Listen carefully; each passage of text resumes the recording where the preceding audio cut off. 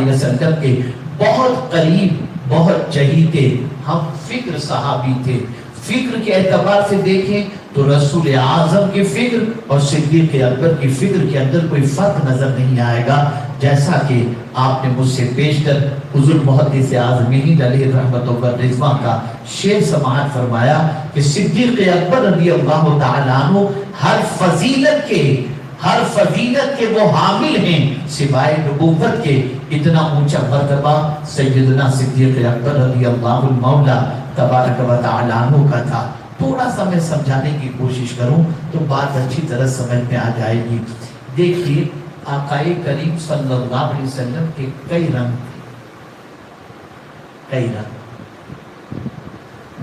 اور صحابہ کرام علیہ رضوان کی پوزیشن یہ تھی کہ کسی کو کوئی رنگ ملا، کسی کو کوئی رنگ ملا، کسی کو کوئی رنگ ملا۔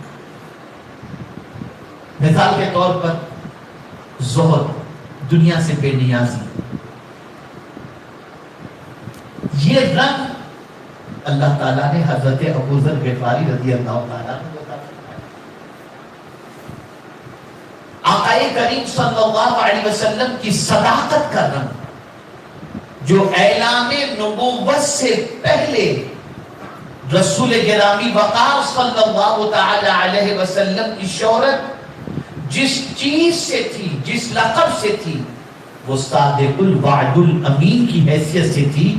اللہ کے رسول صلی اللہ علیہ وسلم کی صداقت کا رنگ اللہ عز و جل نے سب سے زیادہ سیدنا صدیق اکبر رضی اللہ تعالیٰ عنہ پر چلایا، حالانکہ سارے صحابہ سچے، لیکن کسی رنگ میں رنگ جانا اور اس رنگ کی پہچان بن جانا، تو صداقت بھی صدیق اکبر رضی اللہ تعالیٰ عنہ کی عظیم پہچان۔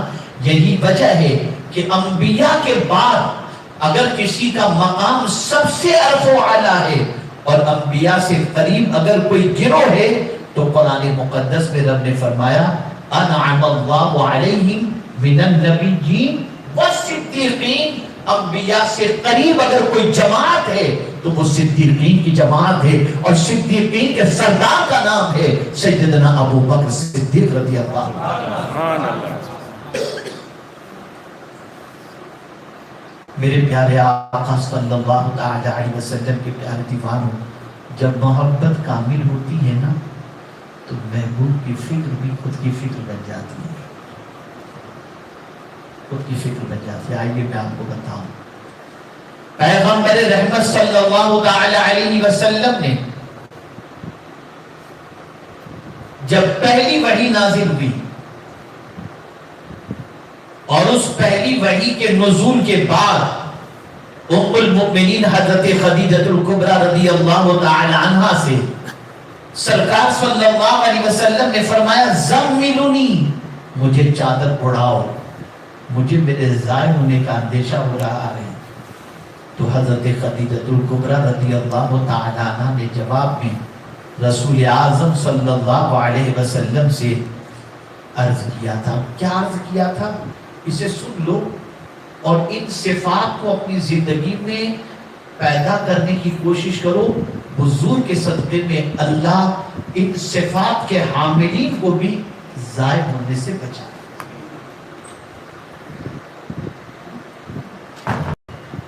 ام المؤمنین حضرت خدیجہ الکبریٰ رضی اللہ تعالی عنہا حضور صلی اللہ علیہ وسلم سے عرض کرتی ہیں یا رسول اللہ صلی اللہ تعالی علیہ وسلم، اللہ آپ کو کبھی ضائع نہیں کرے گا۔ کیوں؟ اس لیے کہ آپ رشتوں کو جوڑنے والے ہیں، آپ صلہ رحمی فرمانے والے ہیں، آپ غریبوں کے مددگار ہیں، آپ مزدوروں کا بوجھ اٹھانے والے ہیں، آپ وعدے کی وفا کرنے والے ہیں، آپ غمزدوں کے غم کو دور کرنے والے ہیں۔ اس طریقے سے ان صفات کا ذکر رسول اعظم صلی اللہ علیہ وسلم کی بارگاہ میں کیا جو صفات رسول اعظم صلی اللہ علیہ وسلم کی پہچان کی حیثیت سے اعلان نبوت سے پہلے تھی۔ اور اسی طریقے سے جب حضرت سیدنا صدیق اکبر رضی اللہ تعالیٰ عنہ قرآن پڑھتے تھے تو آپ کی آواز تھوڑی بلند ہوتی تھی اور کبھی بھی قرآن مقدس کی تلاوت کے وقت صدیق اکبر کی آنکھوں کا حال ایسا نہیں ہوتا تھا کہ وہ خشک آنکھیں ہوں. جب بھی قرآن پڑھتے تھے تو آنکھ سے آنسو بہا کرتے تھے، اور قرآن کی آواز جس کے کانوں تک پہنچتی تھی اس کے دل میں قرآن کی عظمتیں بیٹھ جایا کرتی تھی. کافروں نے کہا ابو بکر کو بولو قرآن آہستہ پڑھا کرے، اس لیے کہ ہمارے لوگ قرآن سنتے ہیں تو ان کے دلوں میں قرآن کا اثر پیدا ہو جاتا ہے. اللہ اکبر. صدیق اکبر رضی اللہ تعالیٰ عنہ نے کچھ دنوں کے لیے قرآن کی تلاوت کو تھوڑی سی سلو کر دی، لیکن اس کے بعد پھر آواز بلند ہوئی تو لوگوں نے کہا ابو بکر اب تم تلاوت اگر سلو نہیں کرو گے یا بند نہیں کرو گے تو تمہیں مکہ شہر میں رہنے نہیں دیا جائے گا. صدیق اکبر رضی اللہ تعالیٰ عنہ نے فرمایا میں مکہ تو چھوڑ سکتا ہوں، قرآن کی تلاوت نہیں چھوڑ سکتا. اللہ اکبر. یہ کہتے ہوئے مکے کی سرزمین چھوڑ کر جانے لگے. راستے میں ابن دغنہ ملا. ابن دغنہ نے کہا ابو بکر کہاں جا رہے ہو؟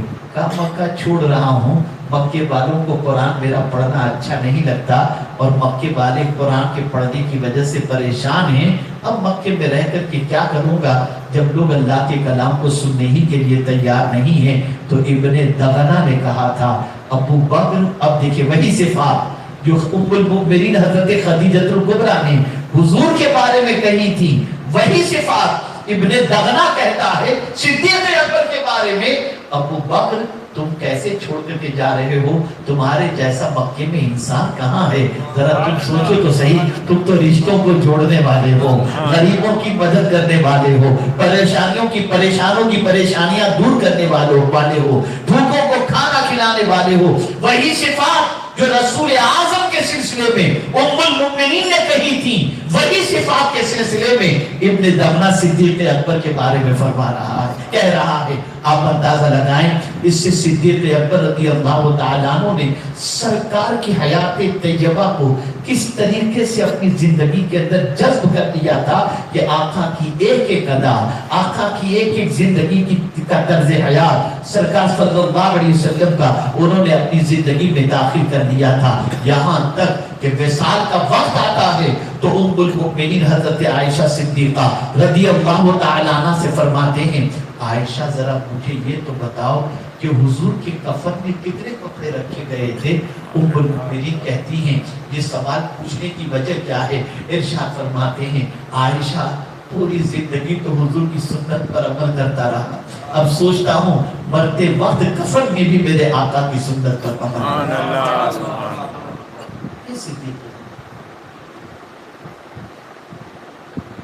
اب آپ سوچیں جب صدیق اکبر رضی اللہ تعالیٰ عنہ کے ساتھ مل کر پیغمبر رحمت صلی اللہ علیہ وسلم نے اسلام کو پھیلایا اور پھر فاروق اعظم جیسے لوگ بھی آغوش اسلام میں آ گئے اور تعداد بڑھنے لگی، دشمنوں کو خطرہ ہوا کہ کہیں ایسا نہ ہو کہ پورا مکہ ہاتھوں سے نکل جائے.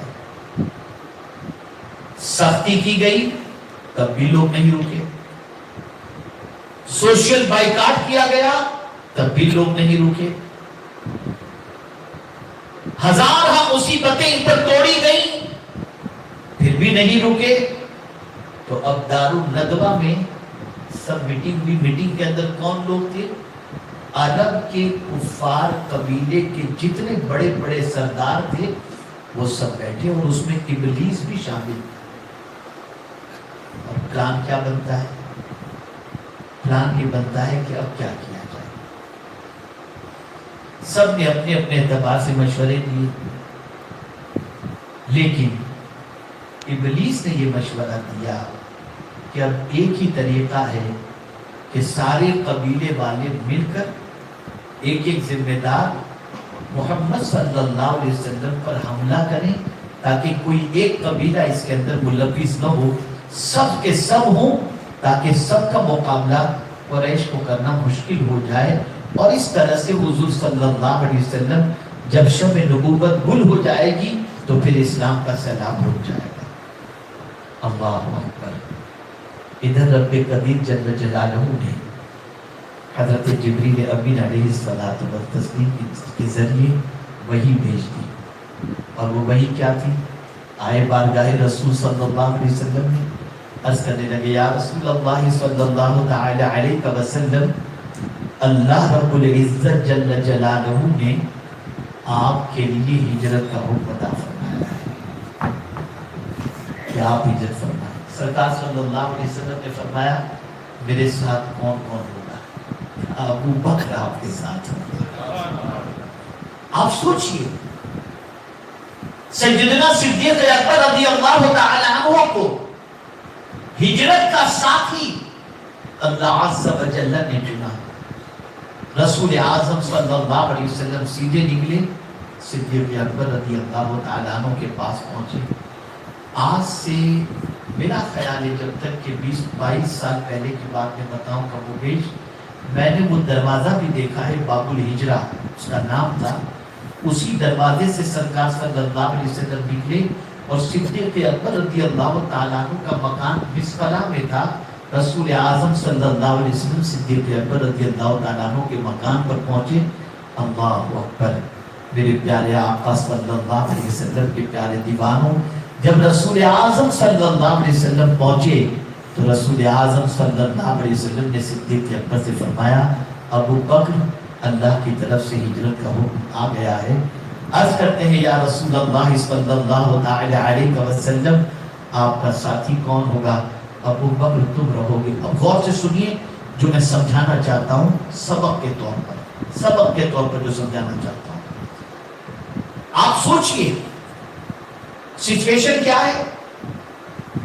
سرکار صلی اللہ علیہ وسلم کے ساتھ جانے والا مسئلہ ہے،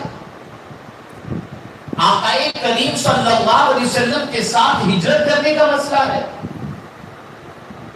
اور دشمن حضور صلی اللہ علیہ وسلم کو شہید کرنے کا منصوبہ بنا رہے ہیں۔ جان کا کتنا بڑا خطرہ، کتنا بڑا خطرہ۔ لیکن قربان جائیے صدیق اکبر کے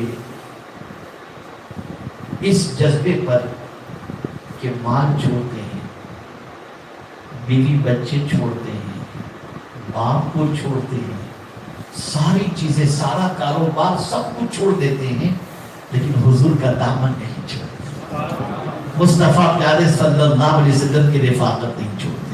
اور قربان جائیے رسول اعظم صلی اللہ تعالی علیہ وسلم کے گھر کا محاصرہ کیا ہوا تھا، اور رسول اعظم صلی اللہ تعالی علیہ وسلم نے کیا کیا؟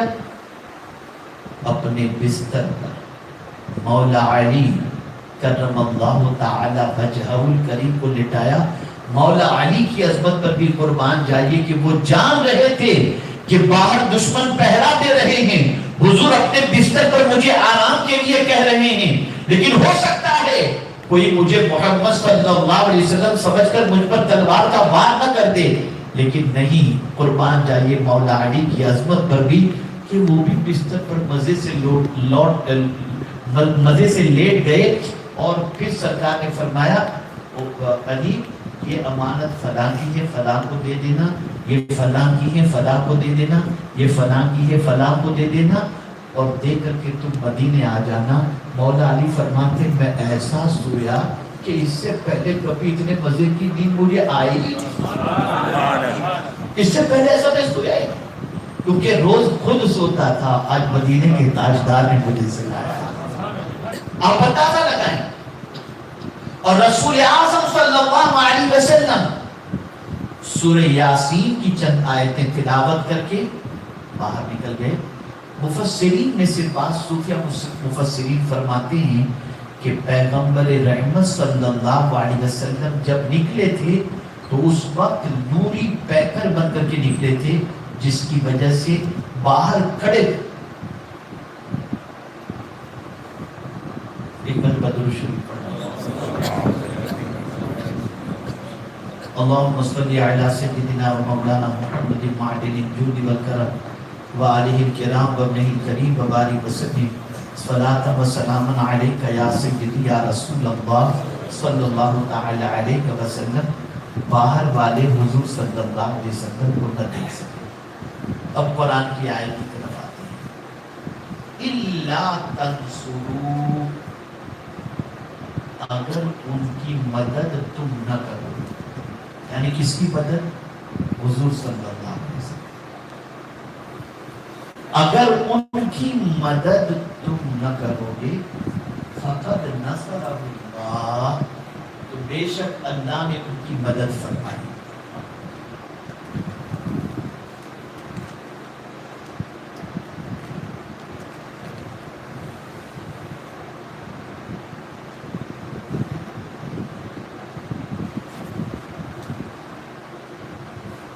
ایک مرتبہ درود شریف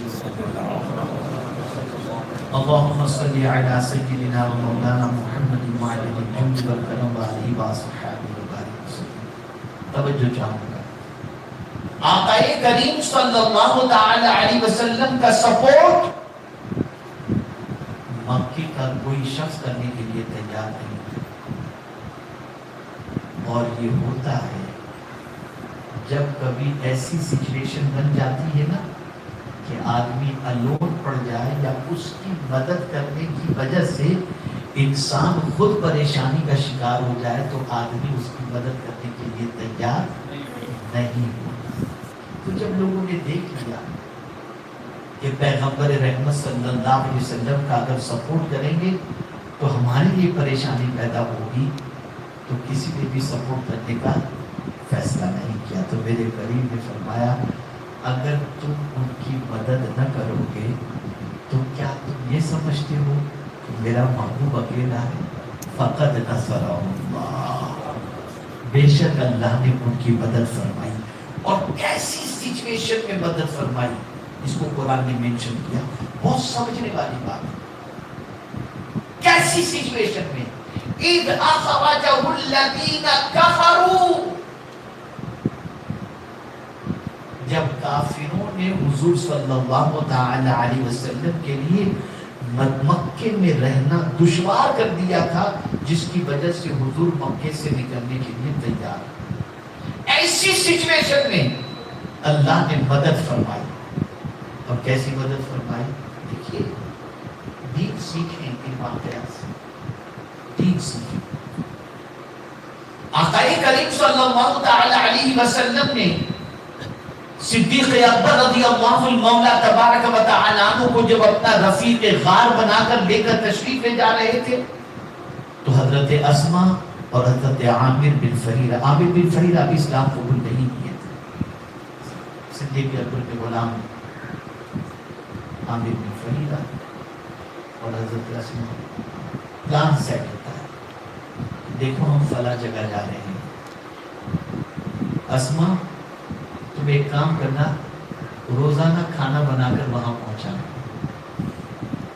پہلے آج کے لیے بنا دو. ٹفن تیار کیا گیا، اس دور میں جو بھی چیز تھی اس میں کھانا رکھا گیا. اب جلدی سے نکلنا ہے، اس چیز کو باندھنے کے لیے کوئی چیز نہیں تھی.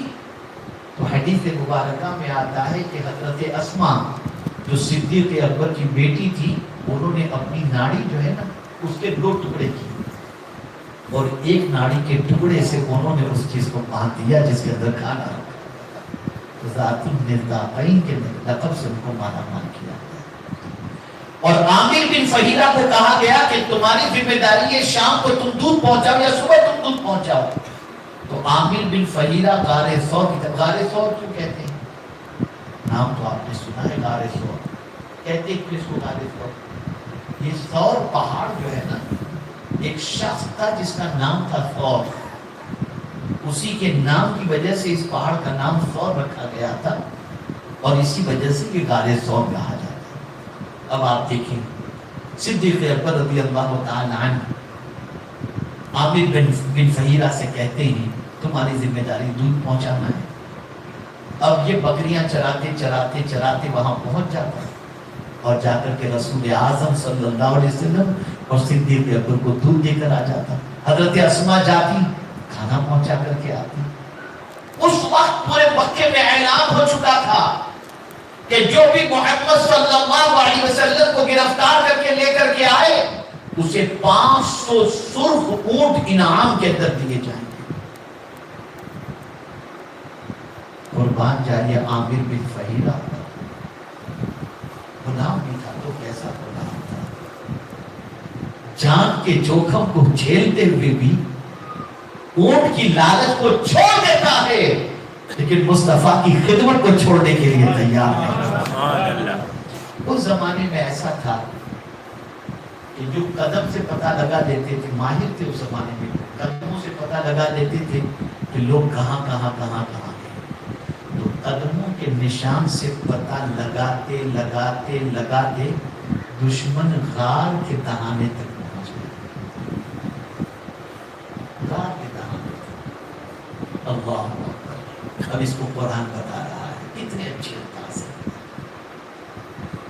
جب وہ غار کے دہانے پر پہنچے تو جس غار کے اندر صدیق اکبر رضی اللہ المولا تبارک و تعالیٰ عنہ، اب صدیق اکبر کا بھی معاملہ کیا تھا، انہیں معلوم تھا کہ جان کا خطرہ ہے، تو رسول اعظم صلی اللہ علیہ وسلم کے کبھی آگے چلتے، کبھی دائیں چلتے، کبھی بائیں چلتے، کبھی پیچھے چلتے۔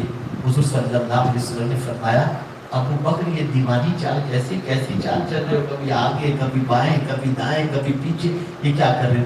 عرض کرتے حضور جب دل میں یہ خیال پیدا ہوتا ہے کہ ہو سکتا ہے کہ دائیں جانب سے میرے آقا پر حملہ کرے تو میں دائیں جانب آ جاتا ہوں کہ میرے آقا کی طرف تیر پہنچنے سے پہلے ابو بکر اس کو اپنے سینے پر دے دے۔ جب پیچھے کا خیال آتا ہے تو پیچھے ہو جاتا ہوں، آگے کا خیال ہوتا ہے تو آگے چلا آتا ہوں، بائیں کا خیال آتا ہے تو بائیں چلا جاتا ہوں۔ اللہ اکبر، اس طریقے سے رسول اعظم صلی اللہ علیہ وسلم کے ساتھ وہ غار کی طرف بڑھتے ہیں، اور پھر اس غار میں جا کر پہلے غار کی صفائی کرتے ہیں، سوراخوں کو بند کرتے ہیں، اور ایک سوراخ رہ جاتا ہے جس پر آپ اپنی پیر کے انگوٹھے کو یا پنڈلی کو آپ رکھ دیتے ہیں، وہ سوراخ بند ہو جاتا ہے، اور پھر اس طرح سے غار کے اندر لیٹتے ہیں جیسے رحل ہوتی ہے نا جس کے اوپر قرآن شریف رکھا جاتا ہے، اس طرح سے اندر جا کر کے لیٹ جاتے ہیں، اور پھر حضور سے عرض کرتے ہیں آقا آپ اندر تشریف لے آئے۔ سرکار اس غار میں تشریف لے گئے۔ صوفیاء کرام فرماتے ہیں کہ آقا نے ابو بکر کی گود میں اپنا سر رکھ دیا، ایسا لگ رہا تھا جیسے رحل کے اوپر قرآن پڑھا ہوتا، رحل کے اوپر قرآن پڑھا۔ یہ سچویشن، اب اللہ نے مدد کا ذمہ لیا تو کس طریقے سے مدد فرما رہا ہے؟ اس غار کے سوراخ کے دہانے پر، غار کے دہانے پر اللہ تعالیٰ نے مکڑی کو حکم دے دیا، مکڑی نے جالا بن دیا، اور کبوترنی نے انڈا دے دیا۔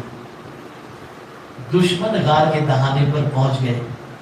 صدیق اکبر کو تھوڑی سی گھبراہٹ ہوئی کہ ابھی یہ گردن جھکائیں گے ہمارا پیر نظر آ جائے گا، تو اس گھبراہٹ کے عالم میں حضور صلی اللہ علیہ وسلم سے عرض کرتے ہیں اذ یقول لصاحبہ، جب رسول اعظم صلی اللہ علیہ وسلم سے ان کے صاحب نے کہا یہ آیہ کریمہ صدیق اکبر کے حق میں نازل ہوئی، اور قرآن کی اس آیت کی روشنی میں صدیق اکبر کی صحابیت مسلم ہے۔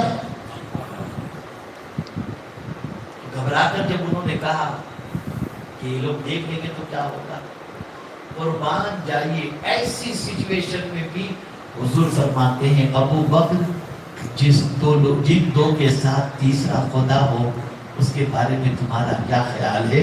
ابو بکر لا تحزن ان اللہ معنا، ابو بکر غم نہ کرو اللہ ہمارے ساتھ۔ میرے پیارے آقا صلی اللہ تعالی علیہ وسلم کے پیارے دیوانوں، کبوترنی کا انڈا دینا میرے رب کو اتنا پسند آیا، اتنا پسند آیا کہ اس کی اس خدمت کے عوض کے اندر آج پوری دنیا میں جہاں بھی کبوتر نظر آتے ہیں لوگ اس کو دانا کھلاتے نظر آتے ہیں۔ وجہ یہ ہے خدمت کب کی تھی، صلہ کب تک مل رہا ہے، اور کتنی نسلوں تک یہ صلہ ملتا چلا جا رہا ہے۔ تو عرض کرنے کا منشا یہ ہے کہ میرے پیارے آقا صلی اللہ تعالی علیہ وسلم کے پیارے دیوانوں، سیدنا صدیق اکبر رضی اللہ المولا تبارک و تعالی عنہ کا مرتبہ بہت افضل ہے۔ آپ کی بھی کچھ پسند ہے، میری بھی کچھ پسند ہے، اب اگر صدیق اکبر رضی اللہ تعالیٰ عنہ سے پوچھا جائے ابو بکر آپ کی پسند کیا ہے، تو ارشاد فرماتے ہیں میری 3 پسند ہے، دنیا کی چیزوں میں سے 3 میری پسند ہے۔ پہلی پسند النظر الی وجہ رسول اللہ، حضور کے چہرے کو دیکھنا مجھے بہت پسند ہے۔ انفاق مالی علی رسول اللہ، میرا مال حضور پر قربان کرنا یہ مجھے بہت پسند ہے، اور میری بیٹی کو حضور کی خدمت میں دینا یہ مجھے پسند ہے۔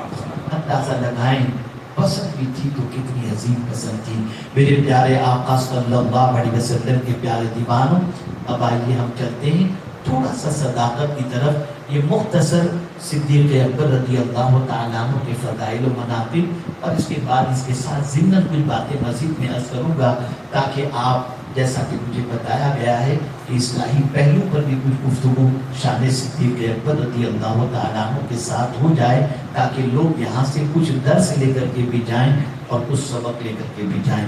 یاد رکھیں میرے پیارے آقا صلی اللہ تعالیٰ علیہ وسلم کے پیارے دیوانوں، آج ہمارے پاس جو قرآن شریف موجود ہے،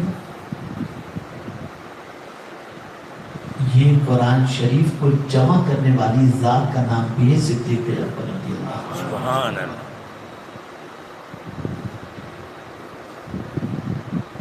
آج جو سچویشن اسلام کے ماننے والوں پر اور اسلام پر ہے، اسی قسم کی سچویشن حضور صلی اللہ علیہ وسلم کے وصال کے بعد پیدا ہوئی تھی۔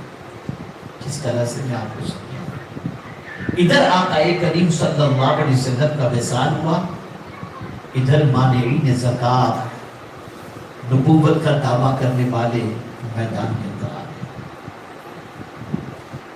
سچویشن ایسی تھی کہ جو اسلام کا اصلی چہرہ تھا اسے بدلنے کی کوشش کی جا رہی تھی، اس کو مسخ کرنے کی کوشش کی جا رہی تھی۔ ایسی سچویشن میں سیدنا صدیق اکبر رضی اللہ تعالیٰ عنہ کے دل کو اللہ نے کھول دیا، اور صدیق اکبر رضی اللہ تعالیٰ عنہ نے وہ اسلام جو مکمل ہو چکا تھا، اس اسلام کے اندر کوئی فرق ہونے نہیں دیا، اور پیغمبر رحمت صلی اللہ علیہ وسلم پر مکمل ہونے والے دین کو بچانے کے لیے صدیق اکبر رضی اللہ تعالیٰ عنہ نے مانعین زکوٰۃ کے ساتھ بھی اور نبوت کے دعویٰ کرنے والوں کے ساتھ بھی صدیق اکبر نے مقابلہ کیا، اور سب کو صدیق اکبر رضی اللہ تعالیٰ عنہ نے اسلام کے دامن میں لانے کی کوشش کی، یہاں تک کہ اعلان نبوت کرنے والوں کے ساتھ جہاد بھی کیا، اور مانعین زکوٰۃ کو بھی آمادہ کرنے کی پوری کوشش فرمائی، اور فرمایا دین مکمل ہو چکا ہے، اب وہی چلے گا جو مدینے کے تاجدار چلا کر کے گئے۔ میں سمجھانا چاہوں گا کتنی قربانیاں دی انہوں نے۔ آج ہم کیا کر رہے ہیں؟ مولانا سب چلتا ہے، ہم سب چلانے لگ گئے، جو جی میں آیا چلانے لگ گئے۔ علماء مفتیان کرام کچھ کہیں، لیکن آدمی کہتا ہے نہیں مولانا کہاں آج کے دور میں آپ یہ سب باتیں کر رہے ہیں، یہ بھی چلے گا وہ بھی چلے گا، ایسا بھی چلے گا ویسا بھی چلے گا۔ نہیں، دین مکمل ہو چکا، اور یاد رکھیں قرآن نے واضح لفظوں میں کہا ہے یا ایھا الذین آمنوا ادخلوا فی السلم کافہ، اے ایمان والو اسلام میں پورے داخل ہو جاؤ، آدھے نہیں۔ ہمارا حال کیا ہے اس کو میں ایک مثال کے ذریعے سمجھاؤں۔ اگر کوئی ایسا کیا ہو تو پرسنل کو یہ نہ سمجھے کہ میرا ٹارگٹ وہ ہے، مجھے تو معلوم بھی نہیں کون یہاں کیا کر رہا ہے، لیکن میں گلوبل سچویشن کو سامنے رکھتے ہوئے میں قرآن کہہ رہا ہے اسلام میں پورے داخل ہو جاؤ، اور ہمارا حال کیا ہے؟ ضرورت پڑنے پر ہم اسلام کو فالو کرتے ہیں، اور ضرورت اگر نہیں ہے تو اسلام کو کنارے کر دیتے ہیں۔ میں آپ کو مثال کے ذریعے سمجھاؤں۔ کسی کے یہاں شادی کی تقریب ہے، کسی کے یہاں شادی ہے بچی کی، کی تقریب کے اندر اگر آپ دیکھیں اور اس میں اسلام کے اصول کو تلاش کریں آپ، تو آپ محسوس کریں گے ڈانڈیے کا اسلام سے کوئی تعلق نہیں، غزل نائٹ کا اسلام سے کوئی تعلق نہیں، ڈانس کا اسلام سے کوئی تعلق نہیں، ڈھول باجے تماشے کا اسلام سے کوئی تعلق نہیں، مرد و زن کے خلط ملت کا اسلام سے کوئی تعلق نہیں، ان ساری چیزوں کا کوئی تعلق نہیں، لیکن یہ ساری رسمیں ہمارے اندر ہوتی ہیں، ساری چیزیں ہمارے اندر ہوتی ہیں۔ اب پوری یعنی شادی کا معاملہ ہوتا ہے نکاح کا ایک 15 منٹ کا کام، اس کو ہم لمبا کر کے ایک ہفتے کا بناتے ہیں، آج ڈانڈیا ہے، کل مہندی ہے، پرسوں سنگیت ہے، پرسوں غزل ہے، آج یہ کھانا ہے، پرسوں یہ ہے، وہ ساری چیزیں۔ اور اسلام پورے پروگرام کے اندر کتنا نظر آتا ہے؟ 15 منٹ کے لیے وہ جو ایجاب و قبول کا معاملہ ہے وہاں اسلام نظر آتا ہے، یا ولیمے کی دعوت کا جو معاملہ ہوتا ہے وہاں اس میں بھی سچویشن ایسی ہے کہ خلط ملت کے ساتھ ساتھ بیسٹ کھانا اتنا ہوتا ہے جس کی کوئی دھیان نہیں، گٹروں میں کھانا جاتا ہے، ضائع ہوتا ہے کھانا، برباد ہوتا ہے کھانا۔ آقا کریم صلی اللہ علیہ وسلم کے حوالے سے ام المؤمنین حضرت عائشہ صدیقہ رضی اللہ تعالی عنہ فرماتی ہیں کہ رسول اعظم صلی اللہ علیہ وسلم گھر میں تشریف لائے، بہت غور سے سنیے گا، گھر میں تشریف لائے، روٹی کا ایک ٹکڑا نیچے گرا ہوا تھا، گھر میں ٹکڑا گرا ہوا تھا، سرکار صلی اللہ علیہ وسلم نے اس گرے ہوئے ٹکڑے کو اٹھایا، اسے صاف کیا، اور پھر ام المؤمنین حضرت عائشہ صدیقہ رضی اللہ تعالی عنہ سے جو فرمایا سنیے، اور آج کے بعد اس کا پورا خیال رکھیں۔ آقا کریم صلی اللہ علیہ وسلم نے ارشاد فرمایا عائشہ یہ عزت والی چیز ہے، روٹی کے ٹکڑے کے بارے میں فرماتے ہیں یہ عزت والی چیز ہے، یہ جب چلی جاتی ہے نا کہیں پھر پلٹتی نہیں، اس کی عزت۔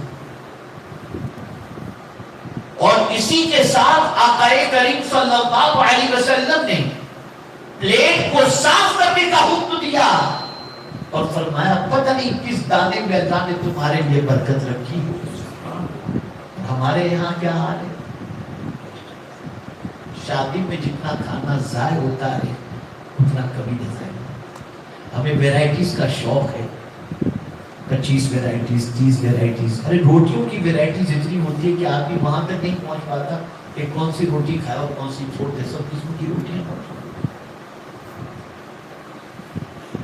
تو قرآن کہتا ہے اسلام میں پورے پورے داخل ہو جاؤ، پیدائش سے لے کر کے موت تک زندگی گزارنے کے لیے جو اصول اللہ نے تمہیں عطا فرمائے انہی اصول کو تم فالو کرو۔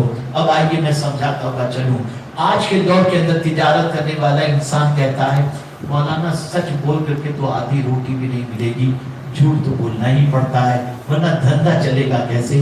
یہ وہ مسلمان کہہ رہا ہے جو قرآن پر ایمان رکھتا ہے، جو قرآن کو اللہ کی کتاب مانتا ہے، جو قرآن پر عمل کرنے کی بات کرتا ہے، وہ یہ کہہ رہا ہے سچ بولوں گا تو مجھے پوری روٹی نہیں ملے گی۔ میں آپ سے پوچھنا چاہتا ہوں کیا جھوٹ بول کر آپ روٹی کمانا چاہتے ہو؟ جھوٹ بول کر زندگی گزارنا چاہتے ہو؟ پھر میں آپ سے پوچھنا چاہتا ہوں کہ اگر جھوٹ بول کر کے آپ روزی کمانا چاہتے ہو اور جھوٹ بول کر کے پیٹ بھرنا چاہتے ہو تو قرآن پر عمل کہاں سے ہوا؟ آئیے میں آپ کو سمجھاتا ہوا چلوں، اور یہ فلسفہ ہر باپ اپنے ذہن کے اندر محفوظ کر لے، ہر فرد جوان کے اپنے دل و دماغ کے اندر محفوظ کر لے۔ آدمی جھوٹ مال کے لیے بولتا ہے، آدمی جھوٹ اپنی اولاد کے لیے بولتا ہے۔ مال زیادہ ہو اس کے لیے جھوٹ بولے گا، اولاد کا فیوچر اچھا ہو اس کے لیے جھوٹ بولے گا، اس لیے کہ مال کماتا ہے اولاد کے لیے۔ ارے یار اتنا تو سوچو، بڑا پگلا بن گیا، بڑا خوبصورت، آپ کا نیم پلیٹ لگا ہوا ہے فلاں صاحب، فلاں چودھری صاحب، جو بھی ایکس وائی زیڈ نیم پلیٹ لگا۔ زندگی بہت مکمل ہو جاتی ہے، آدمی انتقال کرتا ہے، ادھر انتقال ہوا، دوسرے دن بیٹا کہتا ہے ابا کی نیم پلیٹ ہٹا دو، میری نیم پلیٹ لگا دو۔ جس باپ نے پوری زندگی بنگلہ بنانے کے لیے خرچ کیا، ایک دن بھی بیٹا باپ کی نیم پلیٹ رہنے نہیں، ایک دن، 2 3 دن 4 دن 10 دن قبرستان جائے گا، فاتحہ پڑھے گا، اس کے بعد ڈائریکٹ شب برات میں جا کر پوچھے گا ابا کی قبر کہاں ہے؟ کس کے لیے مال کمایا؟ اولاد۔ کس کے لیے جھوٹ بولے؟ اولاد۔ سنیے حضرت کعب رضی اللہ المولا تبارک و تعالی عنہ ارشاد فرماتے ہیں قیامت کے دن، تفسیر روح البیان میں علامہ اسماعیل حقی رحمۃ اللہ تعالی علیہ نے اس واقعے کو نقل کیا۔ قیامت کے دن ایک ماں، اس کا حساب ہوگا، نیکی اور گناہ دونوں اکول ہوں گے۔ جب اعمال نامے تولے جائیں گے، نیکی گناہ دونوں اکول، رب ارشاد فرمائے گا میری بندی ایک نیکی لے کر کے آ، تجھے بخش دیا جائے گا۔ ایک نیکی لے کر کے اس بندی کے دل میں خیال پیدا ہوگا میرا بیٹا مجھ سے بڑی محبت کرتا تھا، کبھی رات پیر چومے بغیر سوتا نہیں تھا، میرے سر میں کبھی درد دیکھ نہیں پاتا تھا، میری آنکھ میں آنسو نہیں دیکھ پاتا تھا۔ چلو آج میدان محشر میں میں اپنے بیٹے کو تلاش کروں، میرے بیٹے سے ایک نیکی مانگوں۔ بچوں کو بٹھا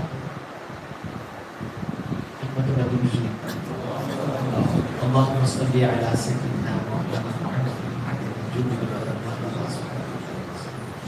میرے بیٹے سے ایک نیکی مانگوں گی، میرا بیٹا منع نہیں کرے گا، میرا بیٹا آج مجھے تکلیف میں نہیں دے سکے گا، اس لیے کہ میرا بیٹا مجھ سے بہت محبت کرتا تھا۔ محبت سچی ہونا تو آدمی کو کہیں بھی مل جاتی ہے، وہ چیز تلاش کر کے میدان محشر کے بیٹا نظر آ جاتا ہے۔ بیٹے سے کہتی ہے میرے بیٹے تیرا حساب تو باقی ہے، میرا حساب ہو گیا، لیکن ایک نیکی کی کمی ہے جس کی وجہ سے تیری ماں جنت میں نہیں جا پا رہی۔ رب نے فرمایا ہے کہ ایک نیکی لے کر کے آ، تجھے بخش دیا جائے گا۔ بیٹا تیری نیکی میں سے ایک نیکی مجھے دے دے تاکہ تیری ماں جنت میں چلی جائے۔ جانتے ہیں وہ بیٹا جو زندگی بھر ماں کی خدمت کرتا رہا، قیامت میں اپنی ماں سے کہے گا ماں آج کے دن میں تیری کوئی مدد نہیں کر سکتا، کچھ مدد نہیں کر سکتا۔ اب ماں گڑ گڑائے میرے بیٹے میں نے تجھے 9 مہینے تک اپنے پیٹ میں اٹھا کے رکھا، بیٹا ایک نیکی دے دو۔ بچہ کہے گا ماں آج کے دن میں تیری کوئی مدد نہیں کر سکتا۔ ماں کہے گی بیٹا 2 سال تک میں نے تجھے دودھ پلایا ہے، ماں ٹھیک ہے لیکن آج میں تیری کوئی مدد نہیں کر سکتا۔ بیٹے میں نے تیری نجاستیں صاف کی ہیں، تجھے بڑا کرنے میں میں نے کافی تکلیفیں برداشت کی ہیں، مجھے ایک نیکی دے دے۔ بیٹا کہے گا ماں آج کے دن میں تیری کوئی مدد نہیں کر سکتا۔ ماں مایوس ہو جائے گی۔ حضرت اسماعیل حقی رحمۃ اللہ تعالیٰ علیہ لکھتے ہیں کہ حضرت کعب رضی اللہ تعالیٰ عنہ فرماتے ہیں قیامت کے دن جس اولاد کے لیے ماں باپ نے حلال و حرام نہیں دیکھا، جائز و ناجائز نہیں دیکھا، وہ اولاد قیامت کے دن کام نہیں آئے گی۔ اسی کو قرآن نے منشن کیا ہے یوم لا ينفع مال ولا بنون، قیامت کے دن نہ مال نفع پہنچائے گا نہ بیٹے نفع پہنچائے گا۔ یہ قیامت کی سچویشن ہے۔ جن لوگوں کے لیے جن کے آرام دہ فیوچر کے لیے ایک باپ سب کچھ کر گزرتا ہے، وہ اولاد کی قیامت